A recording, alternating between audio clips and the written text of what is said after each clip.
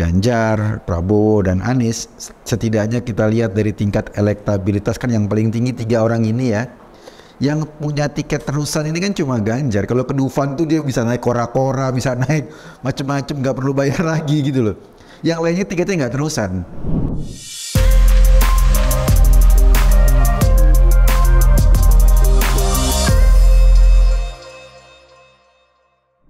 Ketika Ganjar dicalonkan, terutama oleh PDIP, maka itu menunjukkan powernya sebagai capres, menunjukkan orang-orang yang ragu ini dicalonkan apa enggak. Sekarang sudah firm kan, dari tiga calon yang ada, Ganjar, Prabowo, dan Anies, setidaknya kita lihat dari tingkat elektabilitas kan yang paling tinggi tiga orang ini ya. Yang punya tiket terusan ini kan cuma Ganjar. Kalau ke Dufan tuh dia bisa naik kora-kora, bisa naik macem-macem, nggak perlu bayar lagi gitu loh. Yang lainnya tiketnya nggak terusan. Ada yang baru cuma tiket masuk Ancol, gitu. Ada yang barangkali masih tiket kereta di Gambir. Pak Prabowo misalnya, kan harus ngegandeng, memastikan dengan PKB-nya harus tetap stay di situ. Kalau nanti terjadi perubahan misalnya pilihan cawapres dan lain-lain, kan bukan tidak mungkin lari. Sehingga itu yang saya sebut mungkin Pak Prabowo tiketnya baru sampai masuk Ancol. Apalagi Pak Anies. Anies itu tiketnya tiga partai. Tiga-tiganya mungkin sepakat mendukung Anies sebagai calon presiden. Tetapi perdebatannya nanti siapa calon wakil presidennya kan? Kalau misalnya Demokrat ngotot AHY dan AHY ternyata nggak dapat tiket, bukan nggak mungkin Demokrat lari. Anies akhirnya kebingungan. Atau PKS juga lari. Atau Nasdem barangkali lompat. Kita nggak tahu. Jadi sebetulnya kenapa Ganjar langsung meroket? Karena tiketnya udah tiket terusan. PDIP tanpa menggandeng partai lain sudah bisa maju sendiri. Jadi wajar kalau itu memberi kepercayaan kepada masyarakat, langsung meroket elektabilitasnya, dan itu tergambar dari survei Carta Politika yang baru sekarang. Kemarin juga surveinya SMRC bahkan ngomong kalau dari semua pemilih yang kenal Ganjar, kenal Prabowo, kenal Anies, suaranya Ganjar sampai 39%. Carta ngomongnya 38,2, ya beda-beda tipis lah. Pak Prabowo kan udah 2 kali ikut pilpres, 3 kali, yang sekali jadi calon wakil cawapres, 2 kali jadi capres, dan itu udah hat-trick. Sekarang barangkali targetnya mau hat-trick berikutnya kan gitu. Ini benar-benar capres yang pemegang medali terkuat dalam artian untuk dia sebagai capres gitu loh, ya kan? Jadi Indonesia ini punya capres abadi gitu lah.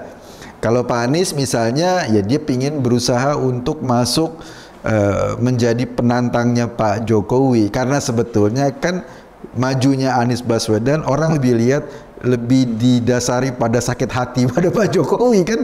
Dia dipecat dari Mendikbud. Kemudian ketika Pilkada Jakarta juga kan Pak Ahok kan walaupun bagaimana bekas wakilnya Pak Jokowi. Jadi rasa sakit hatinya itulah yang kemudian mendorong dia untuk tampil against apa-apa yang dianggap bagian dari pemerintahan Jokowi, atau orang yang dianggap bisa meneruskan pemerintahan Pak Jokowi. Dan publik mempersepsikan siapa sih yang bisa meneruskan apa-apa yang sudah dibangun Pak Jokowi? Dari hasil survei publik mempersepsikan Pak Ganjar. Dari mana lihatnya?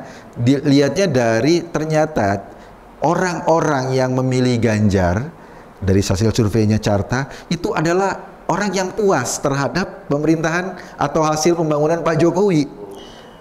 Lumayan nilainya, sangat tinggi sekali. Sementara orang-orang yang memilih Anies adalah orang yang tidak puas. Katakanlah nilai kepuasan Pak Jokowi kan ada 78% kan. Beberapa survei mengatakan, Carta bilang 77%.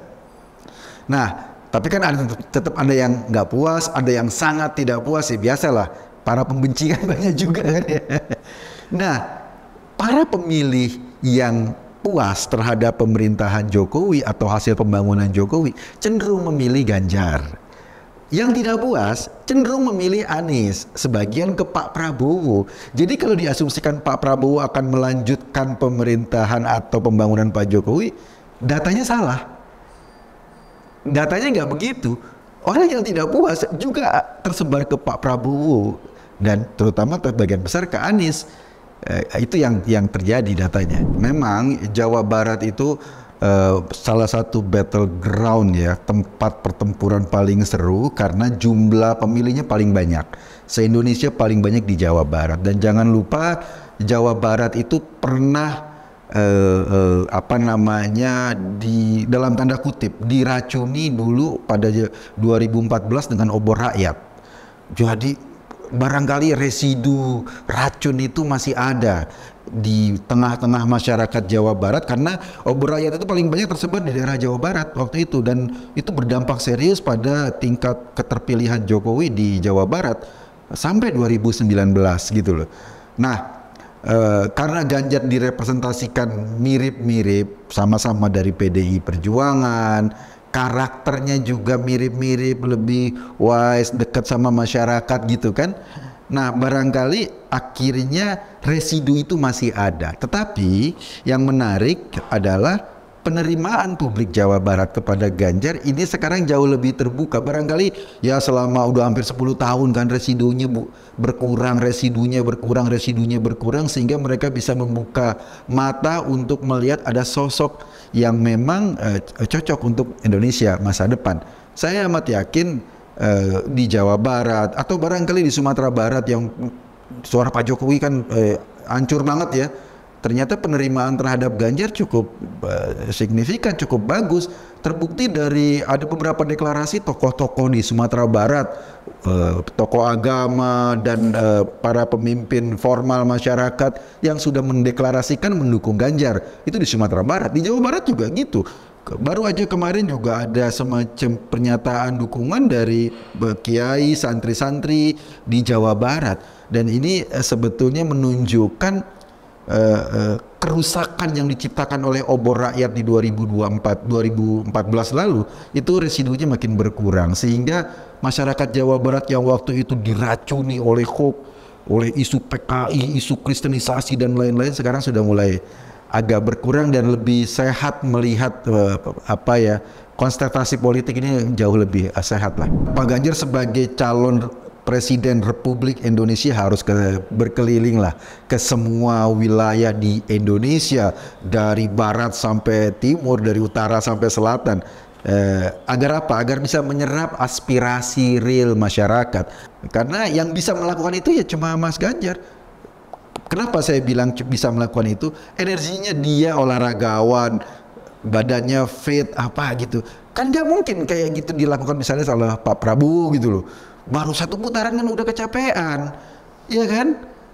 Kan itu agak kerepotan gitu loh. Kalaupun dia bisa pidato-pidato oke lah, tapi kalau ketemu masa yang ramai bersalaman dan hari ini ketemu siapa, malam ketemu siapa, besok ketemu siapa, dengan agenda yang padat, itu kan hanya bisa dilakukan oleh orang yang secara jasmani fit badannya.